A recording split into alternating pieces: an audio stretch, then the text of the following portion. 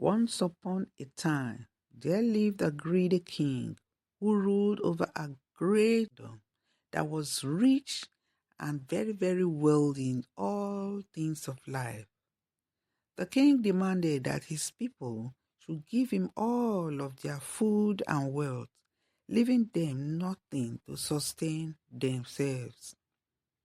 Everyone in the kingdom was afraid to speak up because of fear the king would kill them, because that was what he usually did to anyone who spoke against him. So, the dread of being killed made the people to cower.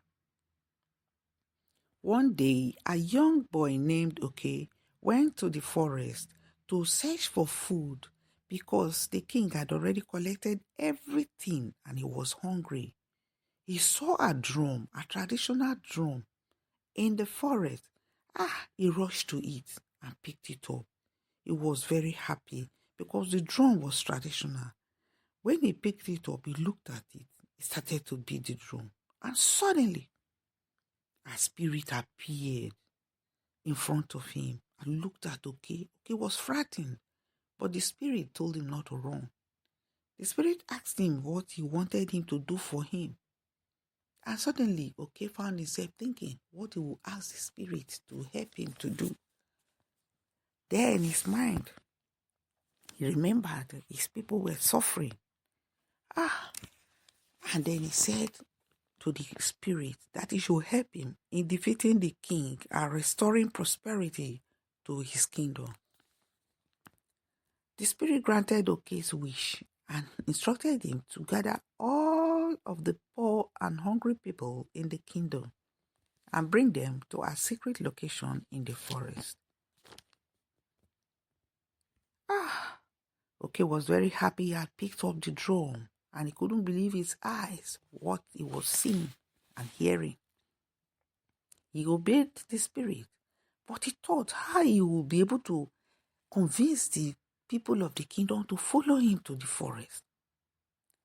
So he went to the town and called all the people from the kingdom and told them what they had seen in the forest and the magical drum. And he was able to convince them to follow him to the forest, and they gathered around the magic drum. When they got there, he started to beat the drum, and again the spirit appeared. Everyone was shocked. They now believed Oke that he was saying the truth. The spirit told Oke to lead the people to the king's palace and to have them each carry a handful of sand with them and beat the drum when they got to the king's palace.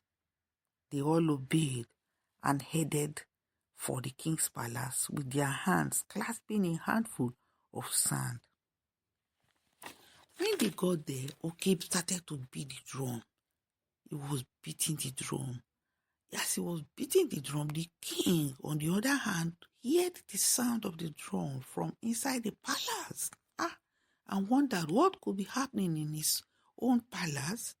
He ran out with his men to find out what was happening and was shocked to see the crowd in front of him. The spirit told them to throw the sand into the king's eyes. The people did as they were instructed, and the king was blinded and unable to see.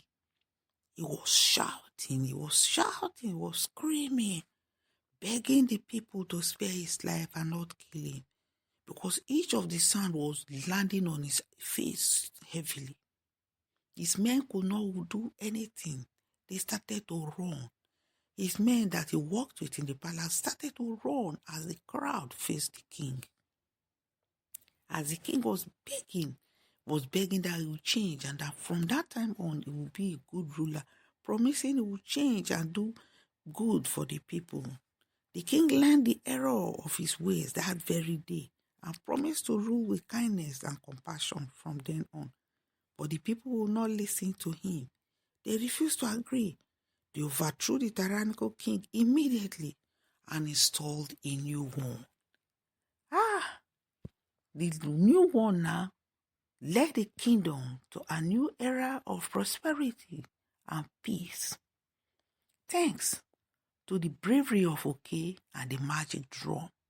From that time, Oke was honored in the community. The magic drum remained a symbol of hope and unity for generations to come in the kingdom. That was what they used as their symbol from then on. That is the end of the story. Thanks